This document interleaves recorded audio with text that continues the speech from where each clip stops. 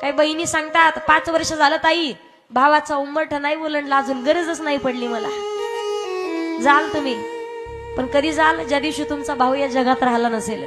कोणीतरी फोन करून सांगावं तुम्हाला, ताई तुमचा भाऊ निघून गेलाय, तुम्हाला यावं लागतंय. अहो किती बांधून ठेवलं तुम्हाला, किती दोरीनं, तरी नाही थांबणार तुम्ही.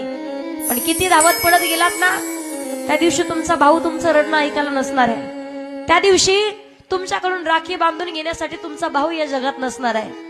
बोलत नसाल भावाला, कधीतरी कदाचित फोन लावा आणि एखाद्या वेळेला म्हणा, दादा अरे मला भेटण्यासाठी ये गावाकडं. भरपूर वर्ष झाले रे, लहानपणी एका ताटात जेवलोय.